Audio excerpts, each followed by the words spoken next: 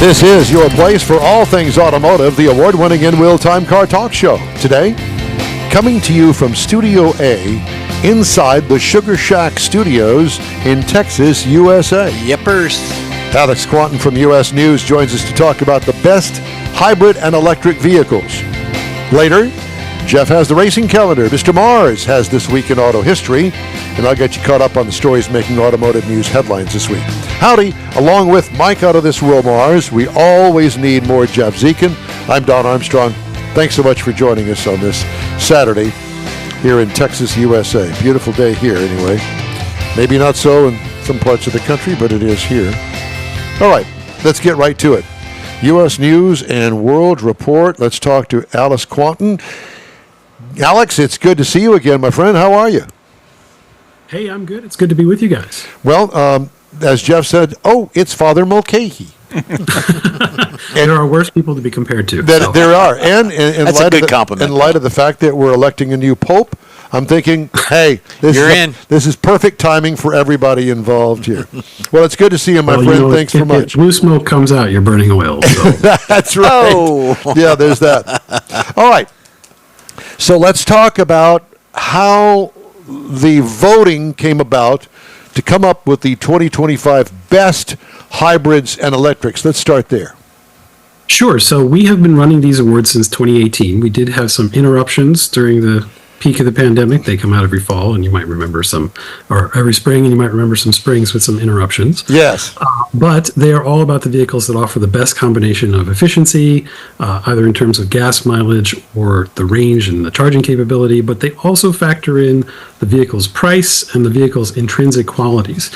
So, you might remember when you had to buy a really tiny, not very satisfying car to get great gas mileage. That's not the case anymore. And so we want to make sure that when we recommend something, we're recommending something that drives well, that has a lot of space, that fits the needs of the user, but is also very efficient. So we evaluated 115 vehicles this year, luxury vehicles, popular brand vehicles, SUVs, cars, trucks, and we considered all the sort of EPA range and gas mileage data and real-world observations as well. And we sort of cross-referenced that with pricing information and the sort of consensus opinion about whether the vehicle is a good vehicle. Well, it is kind of difficult to compare really electrics with gasoline because, everybody somehow has this false sense of security that, it's electric, I don't have to pay for the electricity. Oh, yes, you do, my friend. And I can tell you from my experience, plugging in a 110-volt house current here, my electric bill, the month that I had a series of electrics back to back to back to back, my electric bill went up, my friend. And so it's not free, that's for sure. So how do you compare, efficiency with electrics, gasoline, and then hybrids? Sure. So, how much you spend in power on an electric depends a lot about where you live, how much the electricity costs, and in the place you live. When I live in Seattle, and most of the power here is pretty cheap. It's all generated by hydroelectric. It's it's very clean. But my mom lives in the Northeast, and the power costs are a lot greater. I don't know exactly what they are in Texas, but we're basically looking for things that are going to be the most efficient in their class. So we don't compare directly EVs and gas cars, but the cost of energy, if you're plugging in at home, even if you have fairly high electric rates, you're still going to be saving versus going to the gas pump all the time. The energy efficiency is just a lot better. So for example, every time you brake in an EV, a lot of EVs have one pedal driving, so you just take your foot off the gas and it brakes automatically. All of the energy you would lose in a regular car braking is recaptured and put back into the battery, and you can use it again. So they're just pretty energy efficient. I wouldn't say every EV is all that energy efficient. There are EV electron guzzlers, I guess I'd say. But most of the time, EVs are just going to be more efficient to operate than pure gas vehicles. But we didn't just focus on either only gas or only electric. We also have plug-in hybrids on this list. Plug-ins. I can see where there could be a market for plug-in hybrids, but I have turned into a huge hybrid nut, and because they're the best of both worlds for where I am today in my life and where the auto industry is, and getting the most bang for the buck. And you can buy hybrids at a relatively inexpensive price, and that's a relative inexpensive price, as opposed to a full electric. Yeah, the prices, the price and the crop of regular hybrids, conventional hybrids like a Prius, has really grown. They're a lot more affordable than they used to be, to the extent that some automakers are really making their higher trims hybrid only, and some automakers have made pretty popular models hybrid only. So the winner of the best hybrid car on this list is the Toyota Camry, which for this year is hybrid only. There is no regular Camry anymore. It's only a hybrid. So what's nice about that is that compared to the other hybrids in its class, it's about $2,500 to $4,000 cheaper model for model, which is a lot to start with. And it gets 44 to 51 miles per gallon in a mid-sized car. It's not slow. It doesn't have any of the kind of old, like maybe 20 years ago, hybrid stigma of being kind of like slow or not satisfying to drive. Frumpy. It's a pretty good deal, and that efficiency, it just doesn't cost as much as it used to, and there aren't any sacrifices with it really. Well, I have to tell you that it wasn't that long ago that I had a chance to drive the new Camry Hybrid, and it was everything that you say it was. And for me personally, I was pleasantly surprised. It got around town just great and got great gas mileage, almost 50 miles to the gallon, if you remember. And I touted the fact that I couldn't believe the gas mileage it got in such nice surroundings. I mean, the interior, everything about the car was spot on. Yeah, and the other two hybrids that we awarded here are kind of similar in that respect. We have the Tucson hybrid, which is best hybrid SUV. Mm-hmm. The Tucson wins a lot of things because it's just a really good all-around vehicle. That one's rated for 35 to 38, but the last time I drove it, I got 41, I think. Yes. And that was all just driving around New York City, stop and go. It was just really, really efficient. And the Lexus NX hybrid is the best luxury hybrid, and that I also saw probably 36, 37 mpg. And I know you were just talking about the Nautilus, which does come as a hybrid. Compared to a gas version of the NX or any of the gas like rivals like GV70, 36, 37 miles per gallon is a lot more than you're going to get in the regular versions, even with the mild hybrid systems in like the GLC or the BMW X3. Yes, and I'm spot on with you when it comes to that Lexus NX. Got a chance to drive that. Also got a chance to drive the UX, which is a much smaller vehicle. I mean, Lexus seems to have a foot up on many people, many brands out there. Of course, they've got the Prius under their belt. It's a proven technology, and all of these vehicles are based on that Prius setup, and it just works. Yeah, and there was, at one time, there was a regular UX, and I think the people spoke with their wallets, right? Like they bought the hybrid because it was just so much, the gas mileage was so much better. There was no performance penalty, and really the cost was very, very little cost difference.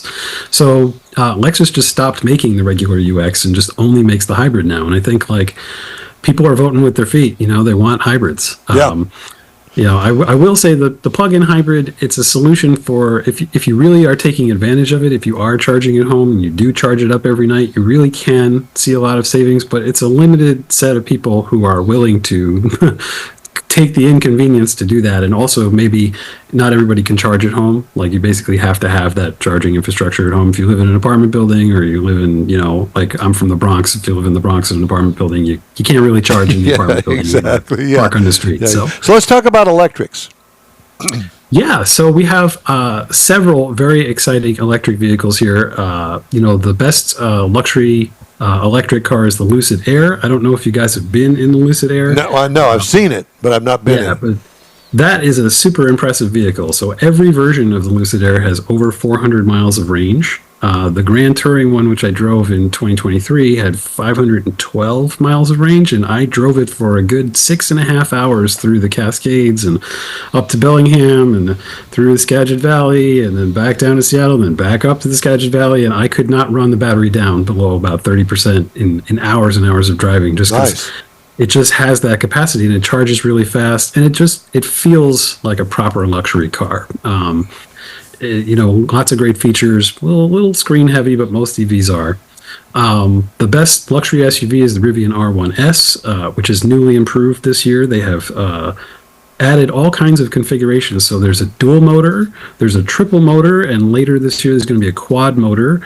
I expect that quad motor is going to, rocket to 60 miles an hour in about 2.5 seconds. I mean, it's really fast. Very good. But what I love most about the Rivian R1S is that you can take it off road. So if you're into like Ford Broncos and Toyota 4Runners, this is kind of a really good electric equivalent. The all-wheel drive control with the electric motors is really great. So you can crawl with it. There's not a lot of other electric SUVs that can really do that. And the Rivian, it's just a really good design, I will say. A lot of these cars, as I said, are very screen heavy, which not everybody likes. But speaking of the volume ones, we have the Hyundai Ioniq 5 and the Hyundai Ioniq 6 as best electric SUV and best electric car. Both of these are really distinctive designs. They look nothing like each other, but they do share the same electric architecture. So in the Ioniq 5, you can get up to 318 miles range. In the 6, you can get up to 342. And what's really nice about the Ioniq 5 is that it offers kind of any kind of configuration you want. There's like an off-road one now, the XRT. There's a high-performance one, the Ioniq 5N, which kind of looks like an electric Lancia Delta Integrale, and drives like one too. So these are really great overall vehicles. I suppose being in Texas, you guys definitely want to talk about the best electric truck. Hello, McFly. Yeah, so the F-150 Lightning is a repeat winner of our best electric truck. And, what I love about the F-150 Lightning is that with one notable and glaring exception, it does everything the regular F-150 does, but better. So it's faster, it's quieter, it's much more energy efficient, but it offers all the stuff you get in a regular crew cab, short bed F-150 and more. The notable exception, of course, is towing. If you're going to be towing something regularly, like if you tow a race car to California from Texas like 3 times a year, this is maybe not the best vehicle for you, but in every other respect, it's a really good vehicle, a really good truck. And you can use all the normal F-150 accessories, all the normal F-150 experience is entirely preserved. A lot of the electric trucks offer a very different truck experience than a conventional gas truck, but this one doesn't. It's basically, if you didn't know it was electric until you step on the gas pedal or the accelerator pedal, you would just think, oh, wow, it's just a regular F-150, and it does all the things that people like about that vehicle. Speaking of that, I have to ask you this. Do you think that the Cybertruck is going to last? Do you think they're going to make it? Because, big boom in sales when it first came out, but boy, the sales have gone down the toilet. I'm going to go way back, and I'm going to give you a private theory of mine. So please, yes. Y'all know the AMC Pacer, right? Oh, yeah. Very well. The fishbowl. Yeah, everybody hates on the AMC Pacer, although it's kind of a cool little car. But when it was brand new, it actually sold really well that first 2 years, 75, 76. Yep. They couldn't keep them in stock. But once everybody who wanted one had one, it was okay, that's all the people who are going to buy this. Now what? And I feel like the Cybertruck, I have to give it to them for being really bold. It looks like nothing else on the road. It's refreshing to see an exciting design or something really different. I will say the semiotics of it, depend on how you feel about certain things. I kind of wish trucks in general were a little less aggressive. My favorite trucks are like Jeep J10s and international. There you go. International trucks from the 70s. So they're a little less aggressive than today's trucks. But I think it's more of a lifestyle vehicle than a truck. And there's lots of people who buy lifestyle trucks, the GMC Sierra Denali's and stuff like that. But listen, we have the trophy in Texas for that kind of thing. That is it. I don't know. Granted, I'm in a different world from most in the fact that I'm in the media business and I don't use a truck like a work truck. Mars doesn't. Mars uses his truck to haul around equipment for this broadcast when we go places. Jeff has a station wagon, basically, SUV Buick. So here in Texas, there are trucks by the tens of thousands that have never, ever had their bed put anything to scratch it. It's pristine back there. What? You going to scratch my bed? Don't scratch the bed. Yeah. So we can relate to all of that. Yeah. Just had to say that. Yeah, I mean, I think like if you want the style of it, I think the thing is like the form factor of it. There's a reason why trucks are the way they are, right? There's a reason why the shape is the way it is, Correct. why the bed is the way it is, and the Cybertruck kind of like contravenes a lot of those things that evolved for a reason. Like we can change controls and stuff, we can change designs, but like there is a reason why those trucks evolved that way. So it's a thing. And it's not mine, but it's okay. Well, what else do we have? That's it, right? Did we cover all of the award winners? We didn't cover the PHEVs, so we have the Mazda CX-90 plug-in hybrid, which, it's the regular CX-90 comes with a straight six, which I love that straight six. It revs really great.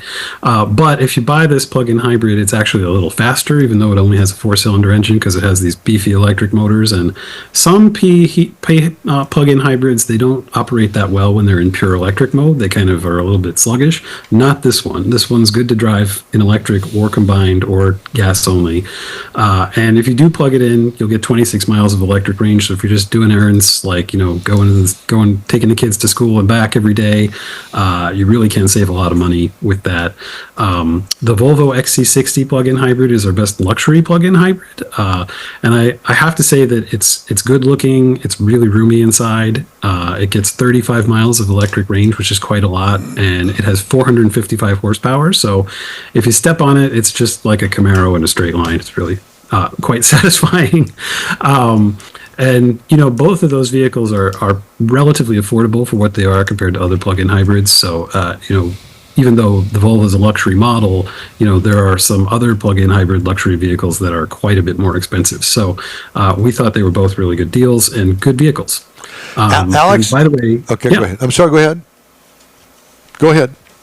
Oh, yeah. And if anybody wants to research these, they can go to cars.usnews.com. We've got all of them ranked. You can check out the story we did on these best hybrids and electrics, and you can look up any car you want. It's awesome. It's always great to talk to you, my friend. Thank you so much. Thanks very much. Good luck on this upcoming week's conclave, and we and we hope to talk to you again soon. Call us anytime. Perfect. We'd love to have you on. All right. Take care, guys. Thanks. You do the same. Thank you. I loved it. I love fun. it. Father Mulcahy. That's nice. All right. Just ahead, Jeff's racing calendar. Mars has This Week in Auto History, and a couple of news headlines still ahead here on the InWheelTime Car Talk Show, back in a flash. The Tex-Mex dining experience is defined by Lupi Tortilla, your destination for Texas's best beef fajitas and frozen margaritas. Since 1983, Lupi Tortilla has served authentic and time-tested recipes made with the freshest ingredients. Atmosphere is part of the award-winning experience at Lupi Tortilla, all developed in a little house near Highway 6 and I-10 in West Houston. Visit any of the Lupi Tortillas and you'll see the same attention to detail in each and every location. Start your Lupi experience with queso flammeado and guacamole, along with a classic frozen margarita. Dine on famous Lupi beef and chicken fajitas, or pepper shrimp brochette, or a fish or vegetarian entree, and finish with a scrumptious flan for dessert. Find Lupi Tortilla in Houston, College Station, Beaumont, Austin, San Antonio, and Dallas-Fort Worth. There's a Texas location near you. The recipes are authentic and time-tested. The ingredients always fresh. Lupi Tortilla, he's pretty good. The InWheelTime Car Talk Show thanks you for 14 wonderful years. Yep, our first show aired May 7th, 2011 on a local radio station. Then it was a move to the digital world and social media, and you followed. Thank you. We continue to build and grow our fan base, and it's all because of you and your auto enthusiast friends. We appreciate your support. It's always great to see you at our remote broadcasts, and we hope you'll continue to stop by and say hello. It's been a great ride, and we hope to bring you more fun and adventure right here on the InWheelTime Car Talk Show. Welcome back to InWheelTime. Looking forward to seeing you at the Lone Star Street Rod Association State Run in Granbury on June the 12th. If you can't be there in person, join us for our live broadcast 9 to noon. That's on June the 12th. Time now for the racing calendar, Jeffrey. Yep, got it. Sponsored by the Texas Muscle Car Club Challenge. Thank you for that. Yes. Craftsman Trucks ran yesterday. I don't know who quite finished in first or second, but they did run yesterday. Today is at Texas for the Xfinity race. Tomorrow is Texas for the big boys on the NASCAR Cup side. You've got Formula E. We're bringing that back. They're at Circuit de Monaco. The Monaco E Grand Prix is today and tomorrow in Monaco. Is it Del Monaco? No, just Monaco. No, that's a bean, I think. You've got the Grand Prix of Del Monte. Yeah, Del Monte. Grand Prix of Alabama. It's at Barber Motorsports Park in Birmingham, Alabama. They ran qualifying. I watched a little bit of the rebroadcast this morning. It's going to be great. Then you got Formula One at the Miami Grand Prix, which we talked about because they're introducing the Cadillac F1 car there. That's going to be tomorrow, 57 laps at Miami International Autodrome in Miami. I guess it's a street race, street course. And NHRA is off this week, so more to come. More happening. All right.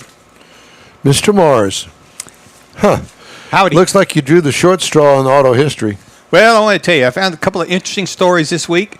For example, in 1957, the Fiat 500, a compact, affordable car that was aimed at post-war Italian families, was launched in July.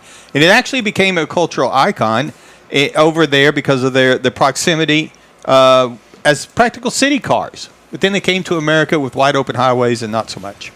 So also this week in 1967, GM introduced the Camaro Z28 package. Now, this was the package. It was designed because they wanted to compete in the SCCA Trans Am racing. It featured the high-revving 302 V8. Mark Donahue. Yes, and a lot of heavy-duty components. Gorgeous. And it actually started a lot of the American muscle car variations that were ever made. Now, they sold 602 of those vehicles in 1967. It actually had 290 horsepower out of that 302, which was actually very underrated because they needed to sell it and to sell the cars, so they had to get it in because of the insurance that was going on at the time for street insurance, plus the racing classification. Do you know where the Z28 name came from? No, I don't.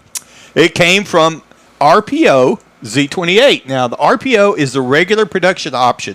For example, Z27 is the SS Camaro. So if you wanted to buy an SS Camaro, you bought a Z27 Camaro option. So naturally, the next one out, Z28. Just the numerical thing. And then Z29 and Z30. Well, they never got that far. They just kept using the Z28 as far as they got. They had a winner, so they just quit and used it for all the other stuff that came out. That's my car right there. Also, in 2008, Tata buys Jaguar. I beg your and pardon. Land You Rover. can't say that on the radio. Well, that's the main premise of this story. Indian automaker Tata officially completed buying Jaguar and Land Rover from Ford for $2.3 billion. Did they ask any American male what you thought of the word Tata? It was more of a tit for tat kind of thing. Yeah. So a lot of people thought that was the end of those two British marquees, but they actually put a lot of money into it and actually You always put a lot of money kept into it alive. Tata. That's what you always. Yeah. Yeah. I sure Have you I seen have, them lately? if I can remember. Yeah. So also this week in 2004. No, I want to talk more about Tatas. Well, we can do that. I'm not sure that we'll keep our License? Ability to stay on the air? or our female audience, but we can do that. Well, we're not trying to offend anybody. No, I didn't make up the name. A car company called Tata. All right. I think the logo's wrong, though. And that was the guy's name. The guy that founded the company, that was actually his name. No, George Tata. I don't think it was George, but could be. Yeah, he kept hanging around. So in 2004, the final Oldsmobile was built, and it was a Alero sedan that rolled off the line in Lansing, Michigan. Now, Uninspiring design by any stretch of the imagination. very true. Even though Oldsmobile had lasted 107 years. And they founded blew in it once again. 1897. Yeah. But they finally bailed out. Also this week, in 1957, Chevrolet introduces the 283 with the optional Rochester Ramjet fuel injection. Yeah, baby. Now, this is made this the first production engine that actually could achieve 1 horsepower per cubic inch. Wow. It was offered in the Corvette and in the Bel Air. And it's literally paved the way for modern fuel delivery systems and actually underscored Chevy's push into trying to build better engines back then. Let me tell you something. From what I know about the fuel injection system, that one that you're looking at right there on the top of that 57 motor, there was one guy, Ken Neighbors. He knew how to fix that thing and make them work, and because for a regular shade tree mechanic like myself, you looked at that, you opened it up and you go, I don't get it. No. And if you don't get it, you ain't going to fix it. Yeah, when I found this, I found some diagrams and stuff of it, and it was like, who thought of this? Now, there was late talk here recently about, we're not going to put AM radios in cars anymore because of the noise, because of the electric. Well, there's a perfect example. Do you see what they've done to the distributor? Shielded. They shielded it. So the distributor was underneath that chrome thing at the back of the engine back there, along with, if you'll notice, the wire covers all the way down to the spark plugs. And that's how they kept the radio interference out of the car radio in the dashboard of a Corvette, because there was no metal. It was fiberglass. Fiberglass, yeah. And that's why. So I thought I'd just pass that along. That's interesting. More stuff. And so what did we do? We took them off. Exactly. Yeah, what is this? We don't need this. Get that out of here. Yeah, we need to get rid of these 10 ounces. Where's your wire? All right, so finally, also this week in 1953, the Kaiser Darren sports car debuts. Now, this is the Kaiser Darren 161. That is one of the earliest American fiberglass sports cars. Came shortly after the Corvette. It was actually supposed to debut before the Corvette. They were trying to beat the Corvette to the market. They did not make it. They only built 435 of the units. Units, I love that. That's the way they call them. Yeah, I'd drive it. And it was considered very, very collectible at this point because they didn't make very many of them, and there's not very many of them left around. So I just thought it was an interesting design this week in automotive history. Thank you, sir.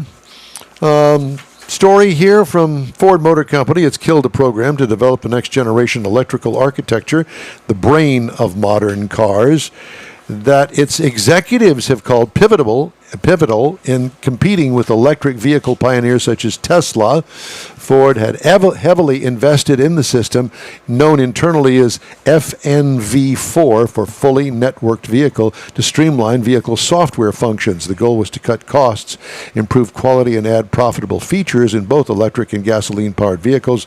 The project was abandoned because of ballooning costs and delays. And probably recalls.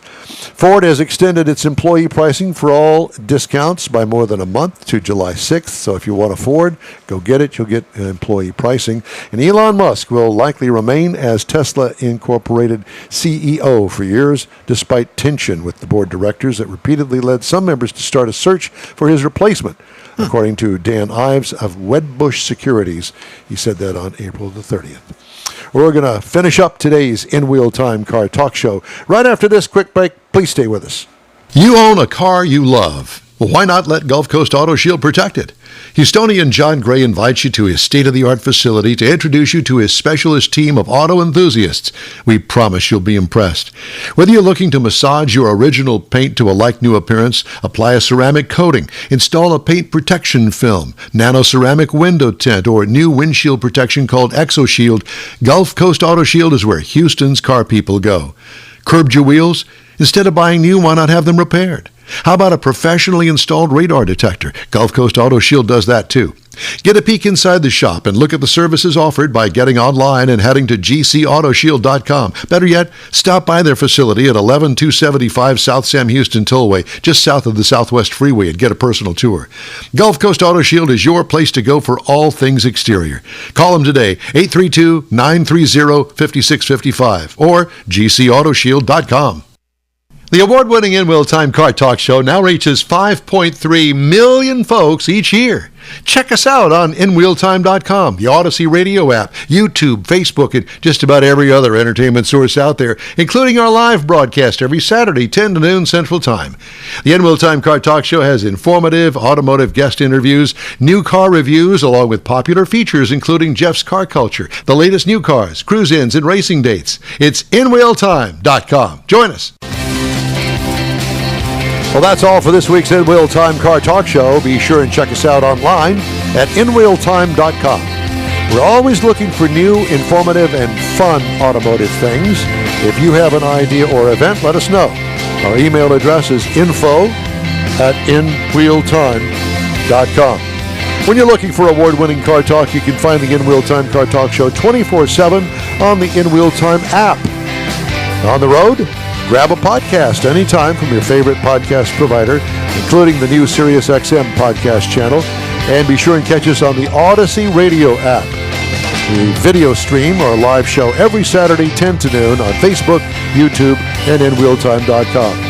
The InWheelTime Video Technical Director is we always need more Jeff Zekin, the booking agent, video editor, and people finder Mike Out of This World Mars, and Chief Engineer David Ainsley. I'm Don Armstrong. Be safe out there. Have a great week. And thanks again for following the award-winning InWheelTime Car Talk Show.